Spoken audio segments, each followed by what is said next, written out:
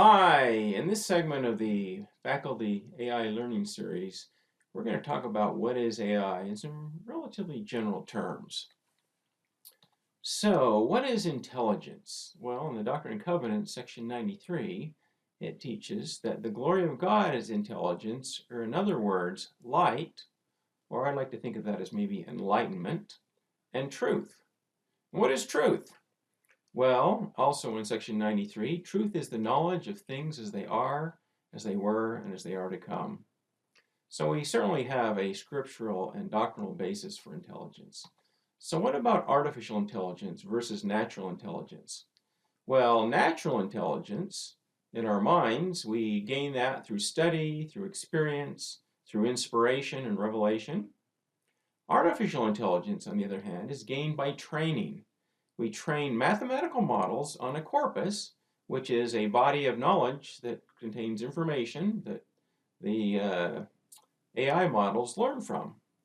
And we feed into the AI model, we feed our prompts, we feed it context, we feed it information that we have, and from that, through the process of inference, the AI model is able to give us a response. So it's a different process than we have with natural intelligence. AI models are really, at the end of the day, they're really feature detectors.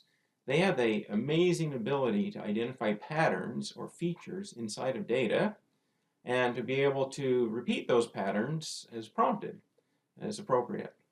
And so we think about feature detectors. It's really the superpower of AI models is their ability to identify patterns in massive amounts of data.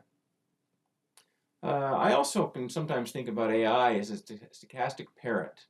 What that means is that the AI models basically repeat, like a parrot does, things that were in the training set.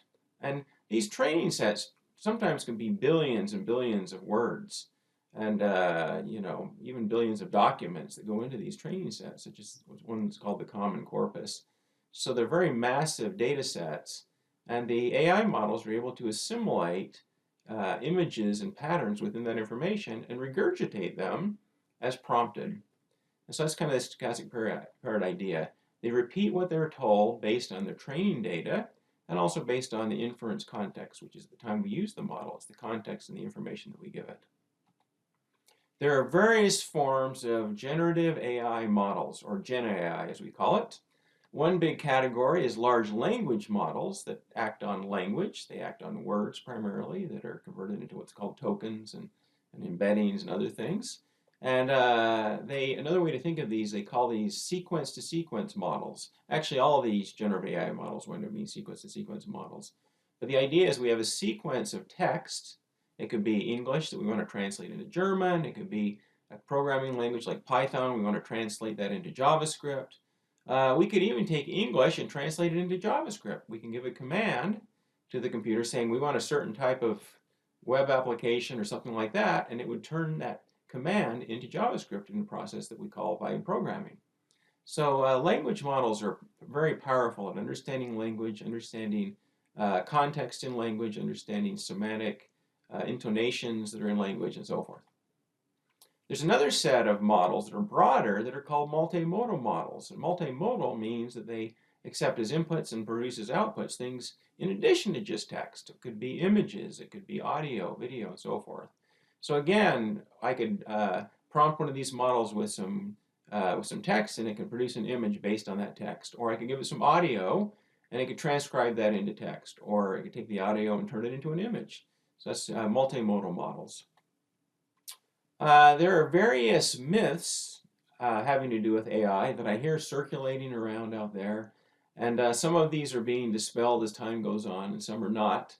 One of the myths is that AI can think in the human sense of thinking about things or pondering or reflecting.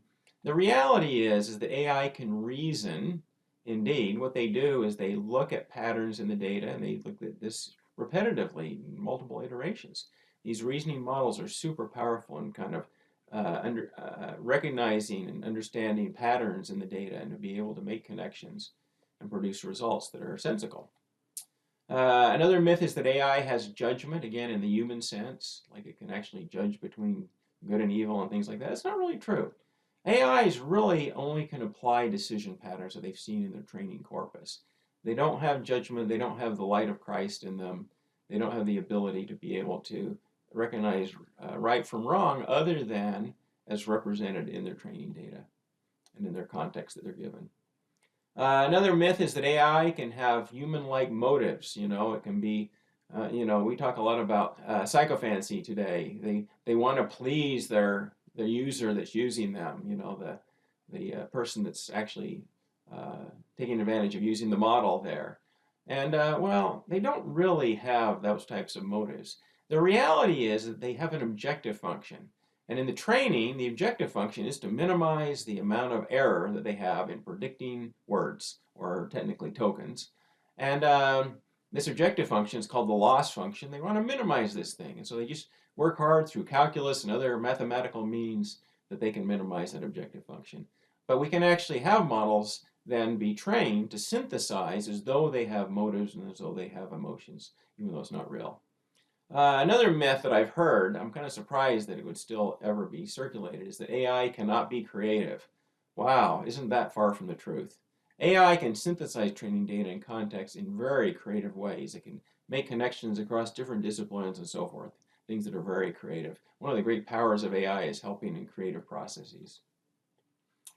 Some of the things that generative AI are good at include predicting tokens.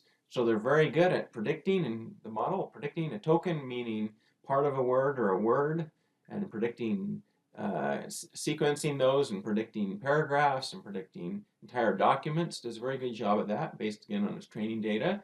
They're good at writing things. Wow, they're just fantastic. They can write short things and long things. They can summarize things.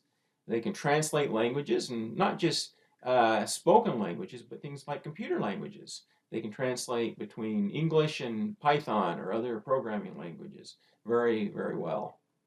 They're good at combining things. They can take different documents or different styles of things and combine them and have hybrid types of writing styles or hybrid types of images and things like that. They're good at correlating things, finding connections between different types of disparate data. They're very good at identifying things. Again, in feature detection, identifying patterns is really one of their strengths. They're good at classifying things, telling what kind of things they are. The early vision models that took images and turned them into text, they weren't very good, and they get confused about what a dog or a cat was or things like that. But these days, the models are so powerful, you can present an image that just has a dog, just the back of the dog down in the corner, and it will recognize that as a dog. They're also good at finding things in massive amounts of data. This is called the needle in the haystack problem, but you can actually have like potentially 1 million tokens, which could be like 750,000 words, and you can look for one phrase that's 5 words long, and it will find it almost instantaneously. It's amazing how well these models are at finding things in massive amounts of data. There are some things that AI is not good at. Some of those include judgment. They just don't have the best judgment. I mean, they act on what they've been trained and what they've been prompted, some of which is good and some of which is bad. Since a lot of them are trained on information from the internet, we know some of the stuff on the internet is just garbage. And so they don't have the best judgment in some cases. They don't feel. They're not good at feeling things. They can synthesize emotions and feeling, but the reality is that the models themselves are just mathematical equations, and they don't feel any remorse or any love or any appreciation or anything like that, but even though they may attempt to synthesize it through their training and through their prompting. They're not good at working beyond their training set and context. That's just, they pretty much currently, and this is speaking as of the time this video is being recorded, they are currently really not good at identifying, extrapolating beyond what they've been trained and what context they've been given. Now, that may change in the future, because people speculate that we may have, in the not too distant future, and maybe by the time you're watching this we have that, artificial general intelligence. The AGI. The AGI idea is that we have, AI that's able to generalize things, and like humans, to be able to adapt to new situations and acquire new knowledge that wasn't previously aware to them in the past. Or beyond that, even something that's called superintelligence, where the AI model is actually able to creatively improve itself. It's actually able to make itself a better model than it was based on how the humans originally designed it. So those are some things that we may see in the future. But currently, there are some limitations to AI in terms of their ability to, make good judgment decisions based on feelings and emotion, things like that, even though they are capable of synthesizing or mimicking those types of behaviors. What are some risks of AI? Well, there's quite a few. One of them is failure to monitor. Sometimes we get a little bit lazy and we let AI make decisions on our behalf. We just throw it in a bunch of data and ask it to come up with conclusions, and then we just act on it without auditing it carefully. And so, it's something we ought to be careful about, is if we don't monitor it, it can do things that we really don't want it to do and get us in trouble. Related to that, there's something we call agentic AI. It's becoming very popular these days.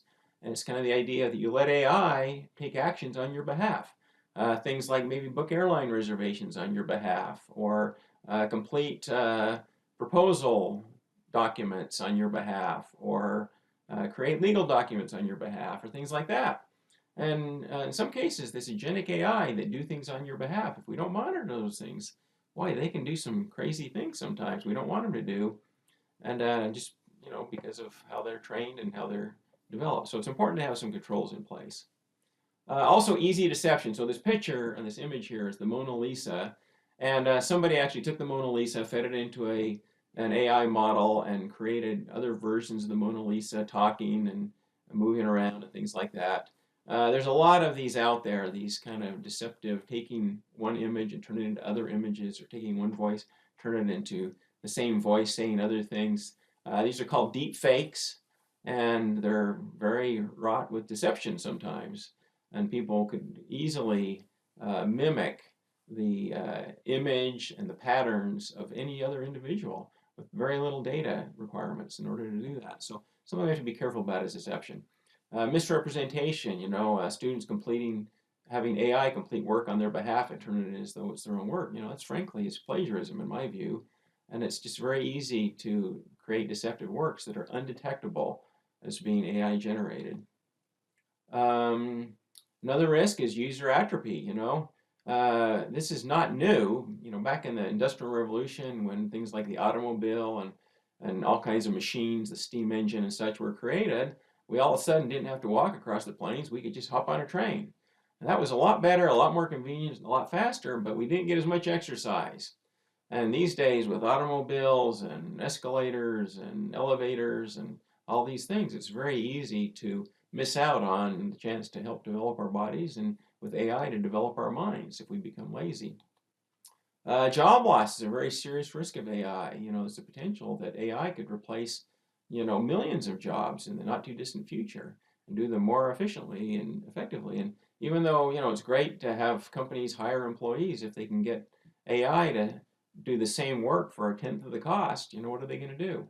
Probably use AI. So it's something we have to consider in the near future. Regardless, this video series is kind of built around the premise that AI is here to stay. There are pluses and minuses of it. There's appropriate ways to use it and inappropriate ways. And as we learn how to use it appropriately, we can help, leverage those great powers of AI and hopefully avoid some of the pitfalls. So I hope you enjoy the rest of this video series.